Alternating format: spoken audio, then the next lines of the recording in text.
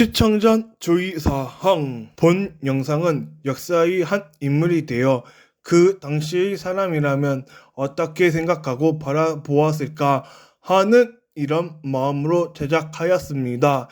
역사적 사실, 업적과 또 생각을 통하여 만들었으니 오해하지 마시고 재미있게 시청해 주시면 감사드리겠습니다. 안녕하세요. 시선을 뒤집어 보는 한국사입니다. 오늘은 태종편입니다. 바로 시작하겠습니다. 그가 왕이 되었다. 손에 피를 묻히고 조선을 세운 이들 중 한 명이었다. 정몽주를 죽이고 정도전, 이복동생, 이방석, 이방번, 친형을 유배 보낸 사람, 냉철하고 눈물은 메마르고 가장 무서운 사람, 백성들이 아는 모습이었다. 그런 사람이 왕이 되었다니 우리들은 두려워하며 여기저기서 이야기를 하였다. 그런 우리의 걱정은 곧 하지 않게 되었다. 그는 개인 병사, 즉 사병들을 해체하여 정식 군대, 즉 조선 군대로 만들었다고 한다. 아마 생각해보면 왕은 자신이 일으킨 난처럼 또 누군가가 난을 일으킬 수 있겠다라는 생각을 한 것 같았다. 그리고 호패법을 실시하였다. 이는 전 왕조의 혼란을 정리하려는 모습이었다. 신분이 무너지고 백성들은 대다수가 노예가 되어 있었으니 나라 살림을 다시 정리하려는 모습이라고 볼 수 있었다. 서울근고법이라고 또 실시를 하였는데 양반댁들에 대한 한정법이라 우리 백성과는 상관은 없었다.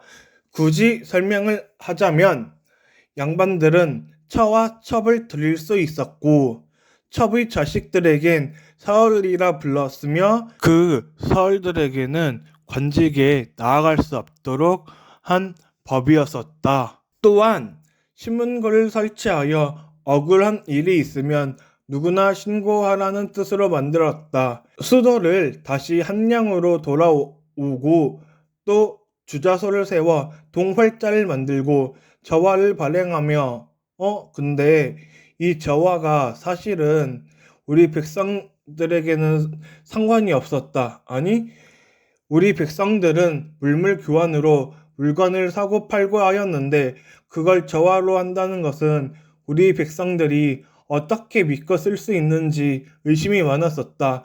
그래서 결국 이 저화는 얼마 되지 않아 폐기가 되었다. 이렇게 왕으로서 새로운 면모를 보여주려고 하였다. 하늘의 일, 즉 천문에 관심을 가졌으며 동래에서 장영실이란 사람을 불렀다고 한다.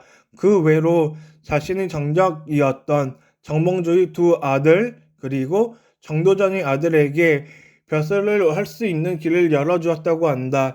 이뿐만 아니라 조선 개국에 반대한 이색 어르신의 자식들과 수하에 있었던 문인들을 불렀다고 한다. 이게 무슨 말인지 난 잘 모르겠다. 그리고 얼마 전 절을 다녀왔는데 완전히 박살나 있었다. 스님께 어찌된 일인지 물어보았는데 왕이 지정한 70개의 절 빼고서 전부 박살냈다고 한다. 내가 다니던 절도 그 외의 절이라고 그냥 박살내버렸다고 한다. 그리고 고려시대 때는 있었던 왕사, 국사 제도도 완전히 폐기하였다고 한다. 와, 아무리 이건 너무한 거 아닌가?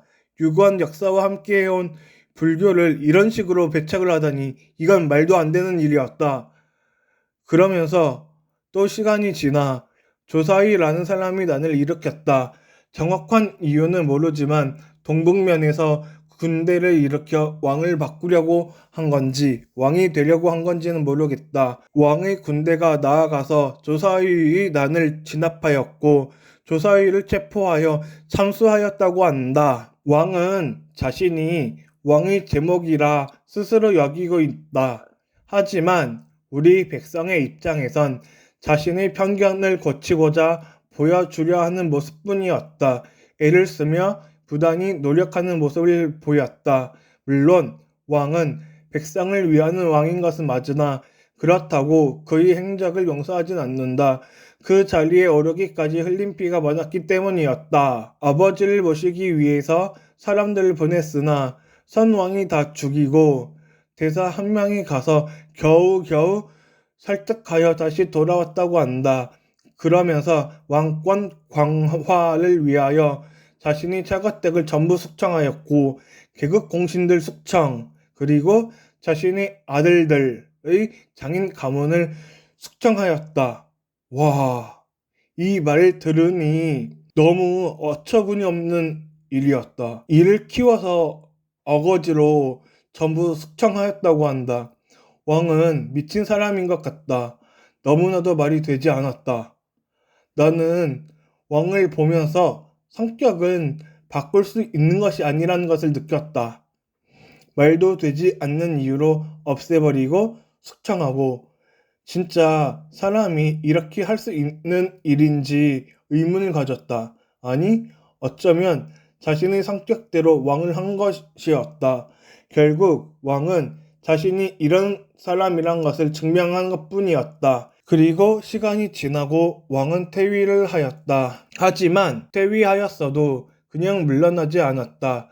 대마도 정벌을 하며 왜구들을 정리하였다. 안 그래도 간간히 왜구들이 쳐들어와서 힘들었었는데 화끈하게 정리해준 모습을 보면서 나라의 외부, 내부 일을 잘 하였다고 본다. 나는 이 이야기들을 소문으로만 들었다. 정리를 하자면 왕권을 세우기 위하여 나라의 초석을 위한 일이었지만 결국 잔인한 왕이었다. 라고 말할 수 있다. 이렇게입니다. 자, 저는 백성들이면 누구나 다 알고 있을 것이라는 생각으로 써보았습니다. 처음에는 백성들이 두려워하였었겠지만 자신의 이미지 쇄신을 하기 위한 모습으로 보여주려고 하지 않았을까 생각을 하였습니다. 이야기는 이야기일 뿐이니 오해하지 말아주세요. 영상이 좋으셨으면 좋아요, 구독, 알림 설정 부탁드립니다.